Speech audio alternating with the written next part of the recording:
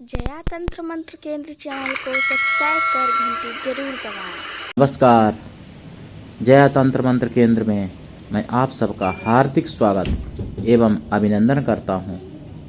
मेरे प्रिय भाई बहनों, आज मैं आपके लिए ऐसी जानकारी लाया हूं, आपको YouTube पर शायद कहीं मिले। हालांकि बहुत लोगों ने मुझसे प्रश्न किए हैं, उन्हीं का मैं उत्तर लाया हूं। मेरे प्रिय भाई बहनों, उससे पहले मैं आपसे निवेदन कर दूं, यदि आपने हमारा चैनल अभी तक सब्सक्राइब नहीं किया है, यदि आप हमारे चैनल पर नए हैं, हमारा चैनल पहली बार देख रहे हैं, तो अभी हमारे चैनल को तुरंत सब्सक्राइब करें। हमारे चैनल को सब्सक्राइब करना बिल्कुल निःशुल्क एवं फ्री है। सब्सक्राइब कैसे करें? लाल वाली बटन दबा दें और घंटी बजा दें, आप तुरंत हमारे चैनल के सब्सक्राइबर बन जाएंगे। मेरे प्रिय भाई बहनों, आप हमारे चैनल को फेसबुक पर, व्हाट्सएप पर, ट्विटर अकाउंट के माध्यम से और इंस्टाग्राम पर अधिक से अधिक शेयर करें, लाइक करें, कमेंट करें। कमेंट बॉक्स आपके लिए खाली है। मेरे प्रिय भाई बहनों,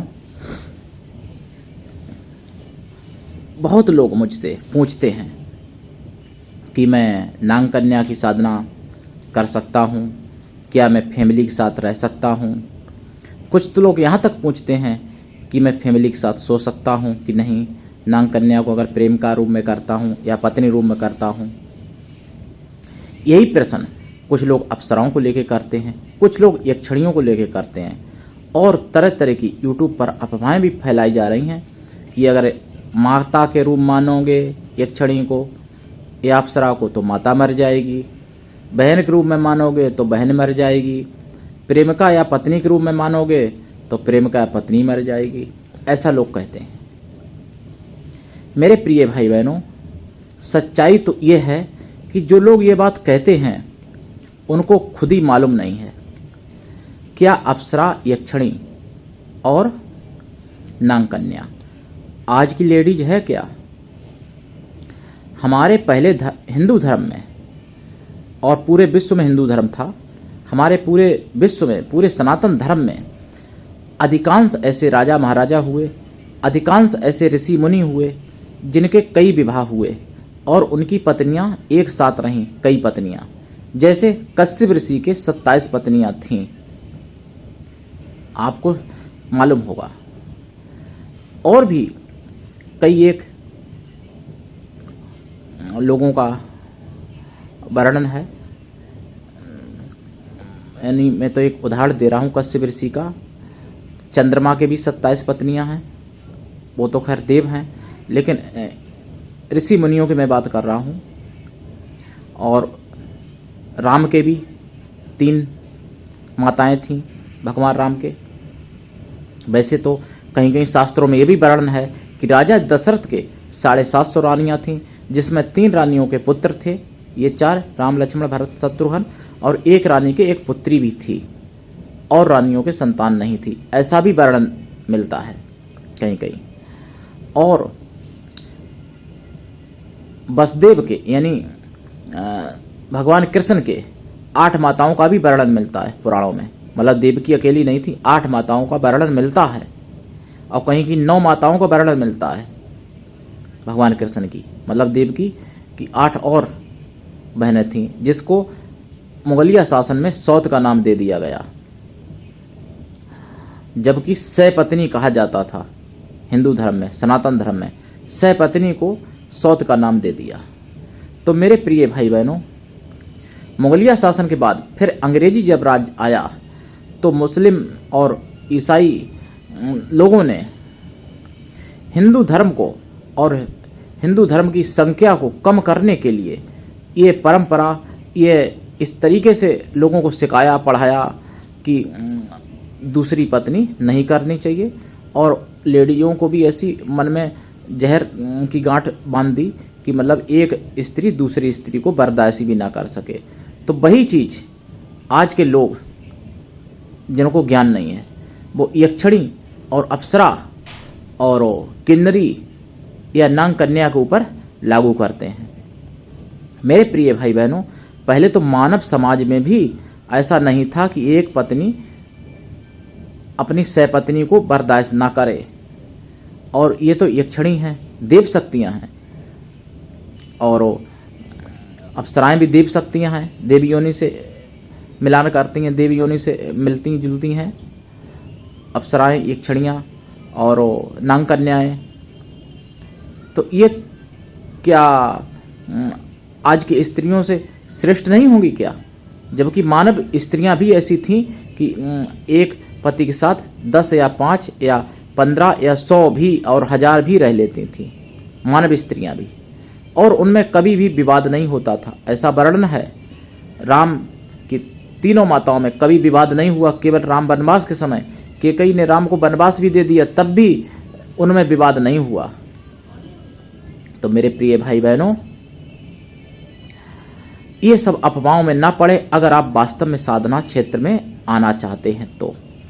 अगर आपकी माता है तो भी आप माता रूप में भी करना चाहें कर सकते हैं, माता को भी हानि नहीं होगी। अगर बहन है तो भी आप बहन रूप में किसी को सिद्ध करना चाहें, जैसे अप्सरा, यक्षिणी, शोधिनी, नाग कन्या, किन्नरी, गंधर्व कन्या, तो कर सकते हैं। और पुत्री या पत्नी रूप में भी आप कर सकते हैं, तो भी आपकी पत्नी या पुत्री को कोई परेशानी नहीं आएगी। हाँ, एक बात मैं कहना चाहूँगा कि अगर आप पिशाचिनी को माता रूप में करेंगे या तो कोई दिक्कत नहीं, लेकिन अगर आप पत्नी या प्रेमिका रूप में करते हैं पिशाचिनी को या किसी भूतनी चुड़ैल को, तो जो आज की पिशाचिनियाँ हैं या भूतनियाँ हैं वो आपकी पत्नी या प्रेमिका को दिक्कत दे सकती हैं। लेकिन जो महापिशाचिनी हैं या महाभूतनी हैं वो आपकी पत्नी और प्रेमिका को भी दिक्कत नहीं देंगी, कोई कष्ट नहीं देंगी, जो पुराने ज़माने की हैं। अब जैसे साबरी मंत्र होते हैं कुछ, उनमें पिशाचिनी को आकर्षित करने के लिए जपे जाते हैं। तो अगर कोई साधारण पिशाचिनी आकर्षित हो गई तो दिक्कत देगी, अगर कोई पुरानी हो गई आकर्षित तो दिक्कत नहीं देगी। तो इसके लिए आप पिशाचिनी को सोच समझ के करें, क्योंकि आप नहीं जानते कौन सी पिशाचिनी आकर्षित होगी इस मंत्र से। तो केवल भूत पिशाच योनि में ऐसा मेरा मानना है कि अगर आप पत्नी रूप में करते हैं और अगर आपकी पत्नी या प्रेमिका है या आगे करेंगे पत्नी प्रेमिका को, मनुष्य को मतलब पत्नी प्रेमिका के रूप में प्राप्त, तो उसको शायद दिक्कत हो जाए। ये क्लियर नहीं है कि दिक्कत होगी, लेकिन शायद हो जाए। लेकिन अगर किसी अप्सरा, यक्षिणी और गंधर्व कन्या, नाग कन्या, किन्नरी, शोधिनी, इसको अगर आप करते हैं या किसी राक्षस कन्या को भी अगर आप करते हैं पत्नी रूप में, तो शायद दिक्कत दे दे, नहीं तो नहीं। लेकिन अप्सरा, किन्नरी, योगिनी, शोधिनी, नाग कन्या और गंधर्व कन्या या ऋषि कन्या, ये कोई दिक्कत नहीं देंगी, ना आपकी पत्नी को, ना प्रेमिका को, ना माता को, ना बहन को, ना पुत्री को। इस बात की मेरी गारंटी है। अगर आप मेरे सानिध्य में करना चाहते हैं तो मैं आपको साधनाएं भी करवाऊंगा और सिद्धि भी दिलाऊंगा, सफलता भी दिलाऊंगा। आप किसी की भी साधना करना चाहते हैं, अप्सरा, शोधिनी, योगिनी या यक्षिणी, किन्नरी, नाग कन्या, गंधर्व कन्या या राक्षस कन्या या भूत पिशाच कन्या या फिर ऋषि कन्या। ऋषि कन्या की पूरी यूट्यूब पर कोई साधना अभी तक किसी ने नहीं डाली, लेकिन मेरे पास है विधान, तो मैं आपको सिद्ध कराऊंगा और 100% सिद्ध कराऊंगा। अगर आप किसी की साधना करना चाहते हैं तो आप मेरे नंबर पर अवश्य फ़ोन करें। मेरा मोबाइल नंबर है 93 05 63 71 73। मेरे प्रिय भाई बहनों, आप हमारे चैनल को अपने सभी प्रियजनों से सब्सक्राइब करवा दें, ताकि मैं जो भी ज्ञान दूं उससे आपके प्रिय लोग भी लाभ उठा सकें। और आप शेयर भी अधिक से अधिक करें हमारे वीडियो को, लाइक भी खूब करें अच्छे से, क्योंकि मैं ऐसा ऐसा ज्ञान दूंगा जो यूट्यूब पे आप कहीं नहीं पाएंगे। यूट्यूब पे तहलका मच जाएगा कुछ समय बाद, देख लेना। और कमेंट भी करें आपकी बुद्धि में जैसा आए। मैं तो भाई कृष्णा दल का राष्ट्रीय अध्यक्ष हूँ, आप जुड़ें कृष्णा दल में और सदस्य बने। अगर आप में योग्यता हुई तो मैं आपको पदाधिकारी भी बनाऊंगा अपने कृष्णा दल में। दुनिया में जिसका कोई नहीं, मैं उसका हूँ। एक बार मुझे अवश्य आजमाएं। किसी भी प्रकार से साधना करना चाहते हैं या किसी भी प्रकार का कोई आपका कार्य अटका पड़ा है या किसी भी प्रकार का कैसा भी आपको प्रेम चाहिए किसी से भी, तो आप मुझसे अवश्य संपर्क करें। मेरे प्रिय भाई बहनों, आप साधना सिद्धि करें, मेरे सानिध्य में भी कर सकते हैं, मेरे साथ रह के भी कर सकते हैं, और मुझसे रास्ता लेके अपने घर पर भी कर सकते हैं। लेकिन सिद्धि सफलता दिलाने की मेरी पूरी गारंटी, अगर आप मेरी रास्ता से करेंगे, मतलब मेरे दिए हुए रास्ते से करेंगे, तो मेरे दिशा निर्देश में करेंगे तो मेरे प्रिय भाई बहनों, आप बिल्कुल चिंता ना करें और अफवाहों से दूर रहें। अफवाहें ना जाने लोग क्या क्या फैलाते हैं। जिन्होंने कभी कुछ नहीं देखा, जिन्होंने कभी कुछ नहीं किया, वो तो लोग वही कहेंगे जो उनका दिमाग में आएगा। दिमाग में तो कुछ भी आ सकता है। साधना क्षेत्र में जो घुसा होगा वो आपको सच्ची बात बता पाएगा। समुद्र में बिना डूबे मोती नहीं मिल पाते हैं। मोती तभी मिलते हैं जब समुद्र में डूबना पड़ता है, गोता लगाना पड़ता है। इसी तरीके से साधना क्षेत्र में, साधना के समुद्र में गोता लगाना पड़ेगा, तभी अप्सरा, किन्नरी, नागकन्या, शोधिनी, यक्षिणी और ऋषि कन्या रूपी मोती और मूंगा आपको प्राप्त होंगे।